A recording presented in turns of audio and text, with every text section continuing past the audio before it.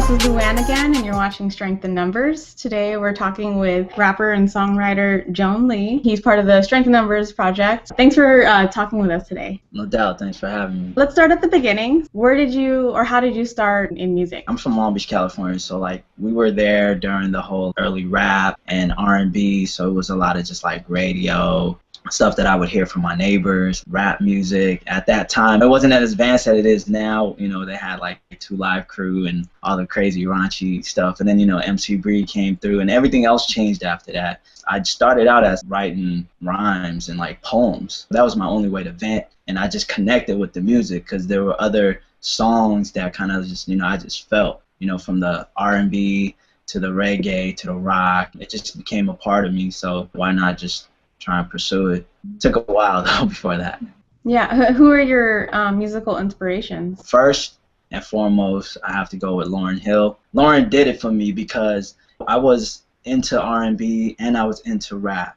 I felt like, you know, growing up in 3rd grade, that was my thing. I used to sing and rap. Obviously with like profiling and this and that, just because you were Asian, they did not want to listen to you, whether you were good enough or not. You know, I should sit in the back of the bus trying to spit with them too. And you know, they're just hitting me with them racial slurs and this and that, and I'm trying to battle them. But then I was able to sing too. You know, God blessed me with the ability with that. And then just watching how Lauryn succeeded. You're talking about early hip hop. It was predominantly male dominated. And she came in and hung with all of them. And then she started singing and she got accepted on the R&B side. So for her to be able to do that, you know, that meant a lot for me. And then secondly is Eminem. He came into the game knowing that it was predominantly African American under urban per se. He proved himself and he excelled, you know, regardless of whatever doors they put in front of him. He got the respect that he deserved. And did you hear of Mountain Brothers before the project? Like, did you know of their music? Well, I've told this to Chops, but for those who don't know, this was like 99, 2000-ish. So, you know, I was still kind of like a teenager, but I had an older cousin whose name is Ong. And Ong used to have a DJ set. He was like, yo, listen to this record. So I'm listening to it, and I was like, oh, yo, that's tight. Now, we're talking a record, a vinyl.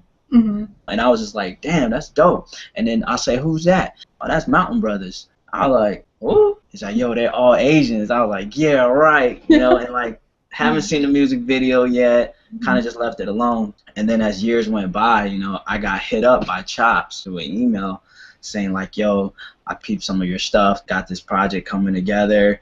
And I was just kind of like, why does this sound familiar, but I'm not sure who you are. And it wasn't until Decipher, aka Danny Chung now, kind of emailed me and was like, yo, I got the perfect record for our collab. You know, we should hop on this thing with Chops.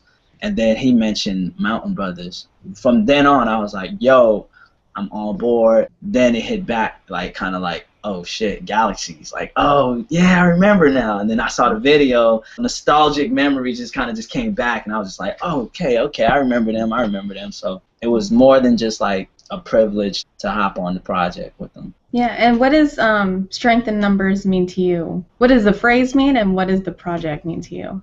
Strength in Numbers is something that I felt needed to be done. Kind of just everyone who shared the same struggle, but also the same passion. So here you got a group of people who kind of have their own kind of like sub fans or supporters or whatever. And then you have Chops who's up here. So now it's kind of just like, yo, I got the end on the industry side. You guys already got the streets. Let me bring all you guys together and present it to the corporate people, the major masses, or I would just say kind of just the media, the mass media, to be like, yo, you think we're not good enough? You guys have heard all my production. Now people, all these other artists who happens to be Asian American as well, who are just as talented with rapping, singing, writing, whatever it could be. I felt like it needed to happen. And the people that are on the lineup now is, you know, they're dope as hell.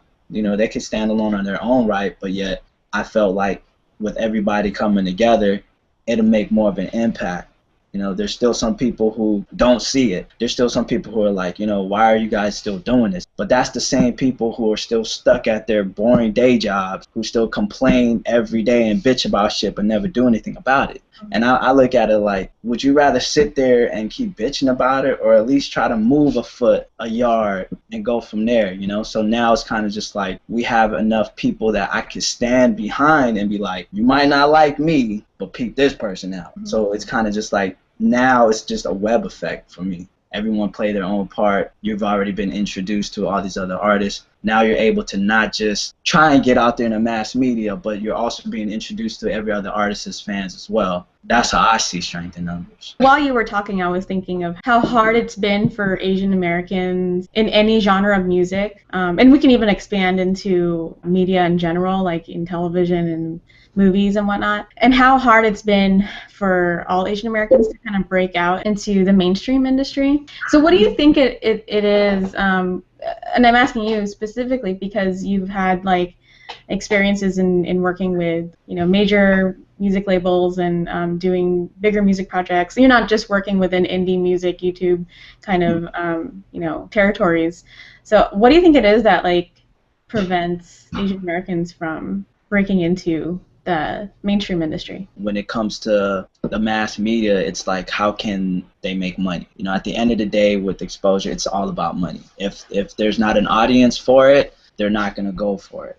I feel like they think that we're not as marketable. I've been preaching this in meetings. I've been preaching this to head A&Rs from labels and a lot of industry people. Let's just go with like entertainment. You guys block this out because I'm saying you guys as in, you know, these big corporations not wanting to take chances on us. We're forced to use the internet. You know, back when MySpace was popping, it was cool, but you kind of got stuck there. Then here comes YouTube. Boom, this broke everything down. You were able to put your own music out and go out there and show them, like, look, this is what I can do. So from there on, you kind of just built your own fan base. You built your own support group. And then from there, it was kind of just like a grind, everyday grind. And then finally, you got established enough for you to just be like, I'm an artist. Now you're getting hit up by labels who are catching you doing covers, and they're telling you, we want to work with you now. Why? Well, because all the groundwork is done already. You've built your fan base. You've got a following. Now that you have the opportunity to do it how you want to, they start to come for you. So now you're starting to see these major label artists who are now trying to hop into the YouTube world or just the internet world to try and get their audience. Secondly, the whole thing about not being marketable. You go to America's Best Dance Crew. It's predominantly Asian, and it broke records. You know, and you tell us we're not marketable. Like, come on, Jabberwockies, all these other people that came after. And then you look at the music, the hip-hop, the clubs. Who do you think are majority at these clubs? It's not just all black folks. It's not just all white folks. Right. It's a mixture, but the majority of the times, it's a bunch of Asians. Look at the DJs. We could go on and on to fashion, the hip-hop clothes. You know what I mean? I could go on and on and on, and yet they still try to block us and tell us that we're not marketable, we're not good enough. And I'm like, yo, there has to be a time when everybody can be like, you know what? We went through poverty too. You weren't the only ones. You talking about living in the hood and this and that. Who you think was your neighbors? You know what I mean? Like, we went through the same shit too. But it's not like we're trying to cry out and be like, we're gangster too, we're hood too, we're this and that. It's like, no, we've struggled just as well. So don't belittle us by telling us that we can't do this. You know, everyone has their own kind of story. And the last thing that people kind of don't want to admit to is the fact that some of our own don't want to support us. Being Asian, it's more like they want you to work the corporate, like doctor, dentist, and they tell you, oh, entertainment, there's no money in it. And they're still so used to losing as far as like, no one's going to support any other Asian person trying to do this, so why even waste your time? But then when you find that one Asian American that makes it far enough to American Idol, all of a sudden they're all for it. You get what I'm saying? Yeah. So the contradiction is there. You know what I mean? So as an artist, for me, it's like, I'm doing this more than for myself. I'm doing it for me to please myself, at the same time show the world like there's more people like me. This is my story. I was born and raised in Long Beach, California. I'm a citizen. I'm a native. I'm an American, but yet our story is still kind of like shunned. You know, they look at us and they're just kind of like, oh, okay, Asian, college student, smart, this and that. Like, yeah, I'm a college student. I graduated college, but look at me. Like, I wear This is how I dress. I'm tatted up, but you're the first to stereotype me. That's really empowering, to hear that answer. There's a lot of passion coming out from what you And just you know said. what, Luann? It's just I've been through it so much that I'm so immune to it. Yet I understand how to like stick and move because I'm confident in my work, in who I am. There's other people who love what they do, but as soon as they get in front to try and fight for it or prove themselves, they kind of freeze up. Whereas I'm the type who's kind of just like, oh, okay, you don't believe me? All right, where the mic at? Okay, where the recording studio at? Boom, walk up in there like, this is how I know how to get down. But for me, being able to be marketable is one thing, but being able to connect with someone through music or whatever, it's like you can listen to any kind of music, right, with your eyes closed, and you can tell if you feel it or not. It's that simple. And the thing that sucks is I've been in meetings where we're listening to some of the songs that I've written for other artists, and the people there are kind of just like, oh yeah, we love this record, this would be perfect for so and so, but if we can, could we get in contact with the writer and have them come and do the vocal arrangements during the session? And the producer, is black. He's sitting right there. It's my boy, and he's just like, well, you can ask him yourself. He's here. And they're like, oh, where? I'm like, oh, hi, it's me, I'm Joanlee. And they're like, oh, I'm sorry, we thought you were black. You know what I mean? So I get it so much to the point where I fight for it. Like, just give us a chance. I feel like we're ready. Like the other generations have already kicked the door down. Now it's us to, kind of just to walk in and not take over, but kind of just shine the light. You mentioned also about living in Long Beach, which historically has some great rappers and hip-hop artists that come out of that. I'm wondering if Long Beach maybe influenced your music or how you got into music? It definitely did. Long Beach music kind of just saved me. This will probably mostly connect with those who are from Long Beach. During the 80s and 90s, it was pretty bad. We had, a lot of the Asian gangs that are well known in the U.S. now started in Long Beach because we all came from Cambodia during the killing fields and refugees camps and stuff. So when we came, our older brothers, our older cousins and aunts, they didn't speak English very well, so they got teased a lot. And when we came up, we were the first generation to be born on U.S. soil. So we grew up being able to understand English, to speak it, and kind of just know how to stick and move as Americans. But we used to still get picked on by other races and stuff. I think Snoop came out with What's My Name, and at that time I was living on Myrtle and like 18th, which is like on the corner of Martin Luther King and PCH, and Snoop Dogg shot his music video that day when my mom had asked me to go buy fish sauce at the Cambodian store. Mm-hmm. So just seeing the whole process of it being made, not knowing what the hell was going on, going home, and then 3 weeks later seeing this on MTV, Rap City, and this and that, I was like, yo, I know exactly where that's at. And then Snoop shined the light on Long Beach. It was kind of just our style of music, but everything that he was talking about was really happening, from the gangs, the robberies, the shootings. Like, it was really going down like that. So growing up there, you kind of just have like a chip on your shoulder, kind of always looking back, kind of just like always ready for whatever's to come.